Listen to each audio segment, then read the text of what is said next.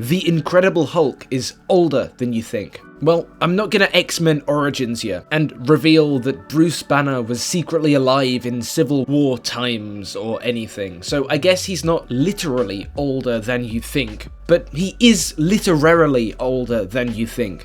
Let me explain. Oh, and side note, before we get into it, I'm sorry that my voice sounds weird. I'm currently missing a front tooth. I'm getting it sorted out, but it'll take a few weeks. So in the meantime, that means two things. One, I look like a crackhead, and two, I can't really enunciate my words properly at the moment. So what you're hearing is the best out of a whole bunch of takes. But let's get back to the Hulk. I've done a couple of videos on the character of the Hulk in the past few weeks, focusing in large part on the core tension of the character between Bruce Banner and the big green oaf he turns into. And while those focused in part on the ways that recent depictions of this character handled that idea, I also mentioned the comic book origins of this character, way back from 1962.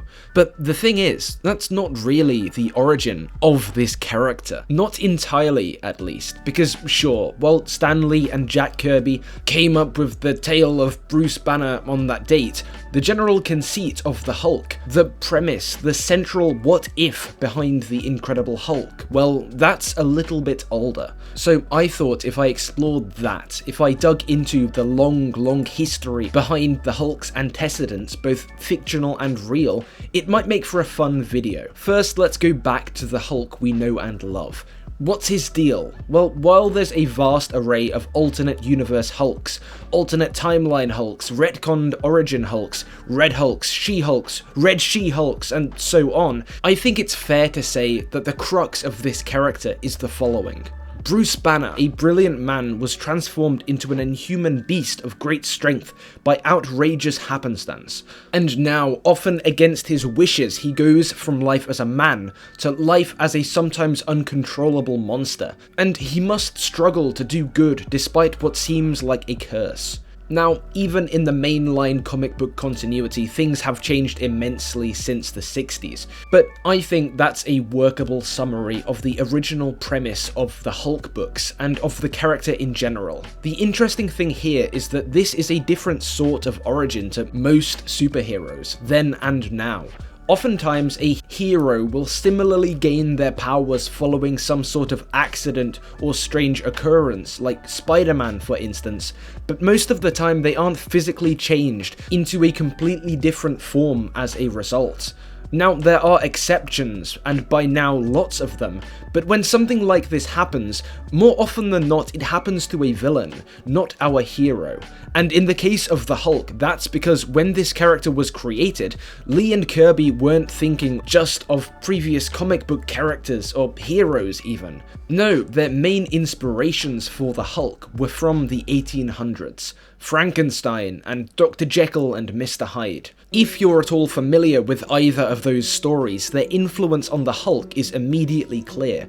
But don't just take my word for it, take Stan Lee's. I didn't actually know this myself until I started researching, and this section was originally just going to be on Jekyll and Hyde, and me arguing that this character must have influenced the Hulk in some way, but then I saw that it's a matter of public record. I borrowed this book on the Hulk from the Internet Archive, and in it Stan Lee writes that the character was born from a mental mixture of these two classic stories. Again, that is Frankenstein and Dr. Jekyll and Mr. Hyde. Lee lists Frankenstein first, suggesting that the old monster film starring this hunk planted the seed of the Hulk in his brain, a monstrous being who nevertheless seems good deep down. And yeah, visually, thinking about pop culture's image of Frankenstein, green hulking behemoth, it's easy to see the influence. But if we go beyond visuals, Hulk isn't really that similar to Frankenstein. For one, the transformation angle isn't there. He was born a monster, will die a monster. Now, is he a monster inherently, or is he only a monster because he was treated as one by ignorant Swiss villagers? Well, that's sort of one of the points of Mary Shelley's original book. But regardless, there's no change here, no metamorphosis. So that's why I think Dr. Jekyll and Mr. Hyde is the bigger influence on the development of the Hulk. In case you're not brushed up on Victorian literature, let me give you the lowdown. Henry Jekyll was a brilliant man, a doctor, but he had some dark urges within the recesses of his mind. I'm not certain what those urges were, but don't worry. The important thing is he makes a serum to try and cure himself. Spoiler alert, it doesn't work, and it results in Jekyll developing an alter ego, Mr. Hyde. So every now and then, when an unstoppable urge grips him, Jekyll transforms into Hyde and does bad things, including assault, murder, and presumably just a little bit of trolling. So here we have an alter ego of barely contained monster aggression, a manifestation of pre-existing psychological damage in the mind of a brilliant man who has to deal with constant and often unavoidable transformations. Sounds a little familiar, no?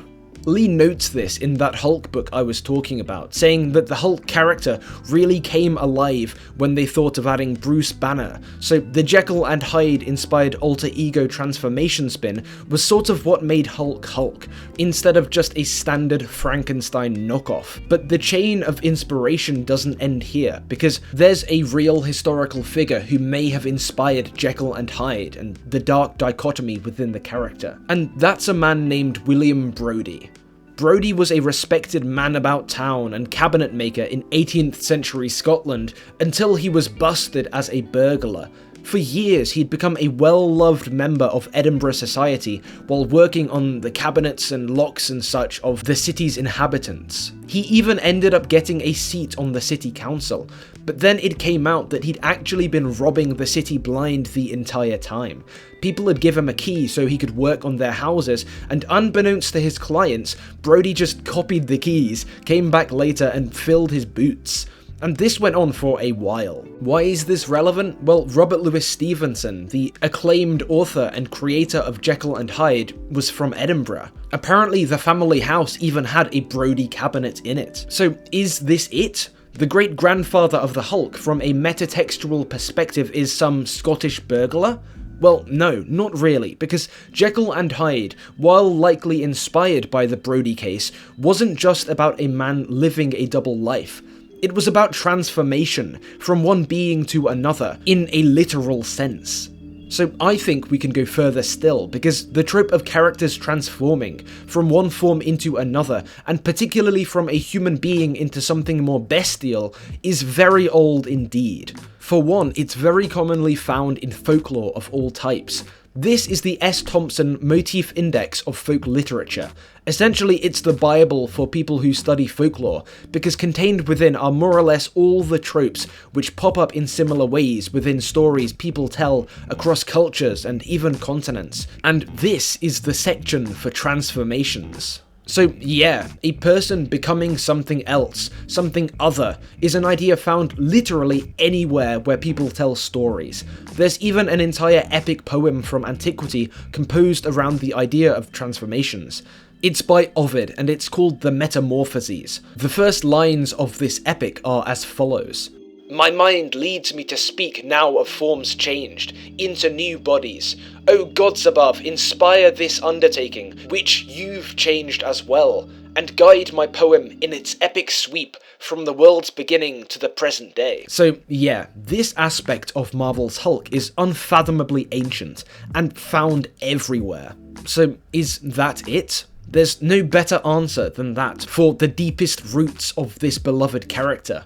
Well, maybe not. I've come up with a pretty good candidate for something of a proto-hulk character from centuries ago. So for the final leg of our journey, we're headed to 12th century France.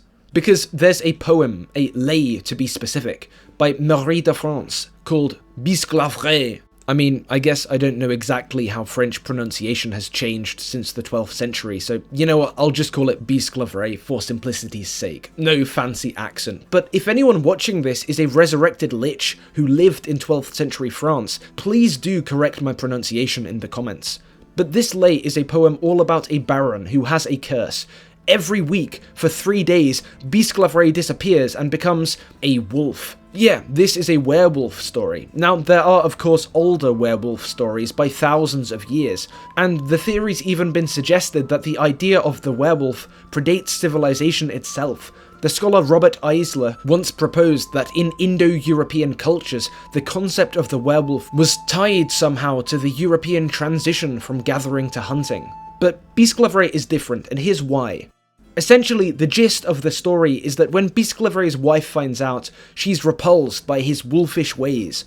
Now, Bisclavret's clothes are magic, because if he doesn't have access to them when his werewolf timer is up, he can't become human again. So his wife gets some knight to steal his clothes when he's in doggy form, and bam, Bisclavret's stuck as a dog. His wife then marries the knight. Incidentally, this is what we in the field of literary study term a dick move. But Bisclavret gets stuck as a dog, and no one knows what happened to him. But then a year later, the king's out hunting, and he's about to kill Bisclavret, who's still in wolf form, but the wolfman manages to charm his way out of this encounter, and gets taken back to court as a pet. And by all accounts, he's a very good boy.